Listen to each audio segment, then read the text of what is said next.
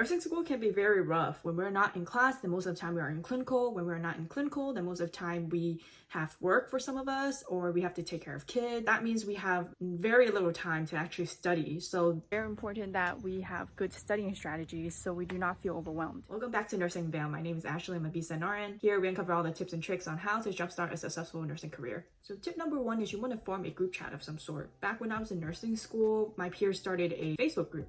So what this helps is making sure everybody stays in the loop. If there are any study material everybody wants to share with amongst each other, we can do that as well. Or if there are any updates as far as whether there are class cancellation or clinical cancellation, we make sure we put those up as well. Also, if anybody wants to look for carpooling by chance, then that is also something that we will post on there to see if anybody can carpool with us. Because let's face it, we have so much assignments and usually they get stacked one on top of another. So what tends to happen is we may forget an assignment here and there every now and then. So it's very important that you have a group chat of some sort so everybody can be reminded when certain assignments are due. And ultimately, I think it will be your biggest help in this nursing program. Going along the same lines as you want to find study groups to study in. So first of all, you want to make sure that you find people who will not distract you, because let's face it, it will be a very waste of valuable time you can be using to study if you end up finding a study group that you end up chatting more than you actually study. But with the right group, what will happen is it actually enhances the learning process a lot. Say if there is a condition or something that you're reading up on and you really do not understand, by asking people within the group to see if they know the answers to, sometimes they actually do know the answer to it, and that way you learn something from one of your peers versus trying to figure out the answer by yourself or even asking a professor, which tends to not be a good option just because these professors, they tend to be very busy and they do not have that much time to answer all those questions that you want answers to right away. So for example, back when I was in nursing school, my peers and I are going to be in the library setting with the whiteboard, and we would quiz each other for things such as acid-base balance or pediatric developmental stages and just anything in between. So it really helped as far as how to study versus when you're studying by yourself. Sometimes you may get lazy and do not want to study, or you get tired and do not want to study, but in a group setting, you will definitely do it with the rest of your peers just because you're already in that setting. And say if right now there is COVID and you cannot be in a library, you could still be on Zoom meetings with each other. That way, as far as there is that presence, you tend to study a lot more versus trying to do it by yourself. And tip number three is you want to collaborate with your peers. So yes, you can see there is a lot of teamwork and a lot of group work within the nursing program. So let me explain to you how this works. So say for example, you have a study guide, and that study guide, there is a whole bunch of stuff that you want to complete. Well, however, you only have so much time in a day, and at the same time, you still have clinical, you still have to go to work, blah, blah, blah, blah, blah. So what you want to do with that study guide is you want to collaborate with each other. You want to put it, say, on a Google Doc, for example, and then divide up the work. You can divide up the work amongst each other. Say if you have 5 people, for example, and there is about 50 questions, then you could just split 10 questions depending on how many people you have in the group amongst each other, and therefore you can complete the work that way. What this does is it minimizes a lot of time that needs to be put into completing the study guide. So what happens is you have a lot more time to actually study the study guide versus just trying to complete it. And of course, let's face it, there are always going to be assignments that are pretty waste of time, to be honest. For some of us, we call it BS work. But what you want to do with those is you definitely want to work in a group and just try to get those done and out of the way as soon as you can. So most likely just have each person do one question and then exchange your answers, then you're done for the day.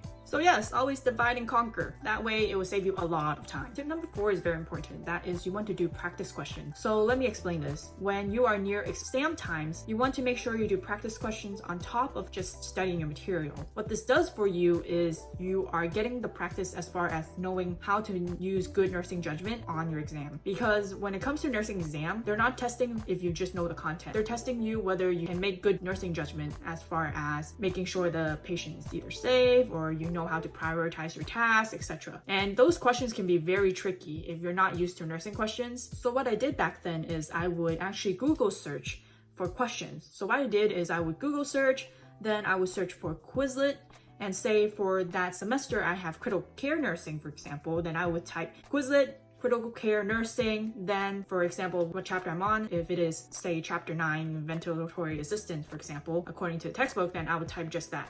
Chapter 9, ventilatory assistance, and I'll search that in the search box. Then it will pull up a whole bunch of listings for me. And most of the time, these would be related to questions that I would need in order to help practice for my exam. Every once in a while, I even find questions that are exactly on the test. So this is going to be the big thing that will help you as far as studying for your exam, because most of the time you want to actually find the right answer. So this is one of those ways you can find the right answers to test questions. Next is tip number 5. You want to utilize unmotivated times for side assignments. So let me explain how this works. So in nursing school, we get really overwhelmed and we always have to study, right? And oftentimes we do reach a point where we get very unmotivated to study anymore. And even if we're not unmotivated, sometimes we just keep on thinking about doing it. But let's face it, we get so overwhelmed that we do not want to do anything. So during these times, it's best if you actually focus on something else. So say for another class, if it is your religion or whatever, focus on that instead. Do the assignments for those classes first, then come back to it. And now you're gonna feel a sense of change, and therefore you're gonna be a little bit more motivated to actually study for that class. Versus if you keep on thinking about it, you have to study, and if you're not studying, then what you end up doing is just wasting time. So might as well do that for something else. Tip number 6 is make sure you record and save your lectures. This is the one that I want to make sure you put it into your head and ingrain in there. Because what happens is some of my peers, what they tend to do is after they're done with the class, they delete all their lectures. And by the end, towards NCLEX time, they realize that there was a lecture they would really want to listen back on, but now all their files are gone. So you want to make sure you keep all your files until you have passed your NCLEX. Then decide on whether you want to delete all those things. Just in general, even now to this day, I still have certain lectures I want to save because those instructors, they did a very good job explaining those topics in which I would not find a way of finding that information to that extent on the web. So just to give you an idea. So I highly recommend that you camera record versus voice record. Let me explain why. So for example, say if there is a lecture in which the instructor is demonstrating something or there's something that they want to show you guys, it is a lot better if you could actually record that versus just having the voiceover, because sometimes you may forget exactly how they're doing certain things. So this way it ensures you have the visual always on file, and you could come back to it whenever you want to. Continue with recording. So right now, I know there is COVID and most of us are distance learning, but once things are going back to the way it should be, we are gonna be in class. So in class, if you are an Apple user, you actually notice that you have a voice memo app on your phone. So I would make sure you use that over any other app, because say, if you miss a lecture one day or whatnot, or your peer misses a lecture one day, it's a lot easier for you to send that file through AirDrop versus any other way.